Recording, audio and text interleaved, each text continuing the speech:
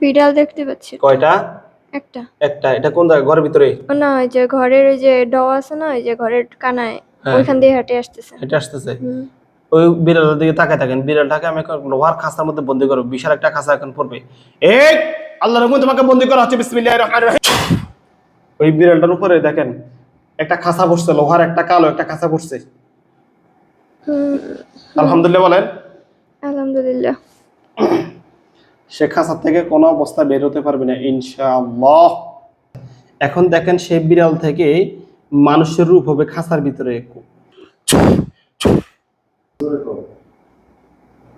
জোরে বলবেন, ঠিক আছে? ঠিক আছে। পুরুষ না মহিলা? পুরুষ। পুরুষ। বয়স কেমন হবে? 30-35। 30-35 এর মধ্যে হবে। এখন তাকে আপনার প্রশ্ন। আচ্ছা আচ্ছা, তোমাকে কি কেউ ফাটাইছে না নিচ থেকে আসছো? ইচ্ছা হয়েছে এরকম। সে কি ইচ্ছা বলে? হয়েছে। ইচ্ছা হয়েছে। ও আচ্ছা, তার মানে তোমার ইচ্ছা হয়েছে, তুমি আসছো।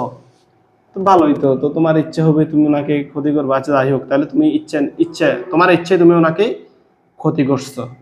তুমি কি এই রোগীকে ভালোবাসো? মনে মনে আসলে তো মানে বলতেছে না। না। তো ভালোবাসো না, তাহলে কেন ক্ষতি করতেছো?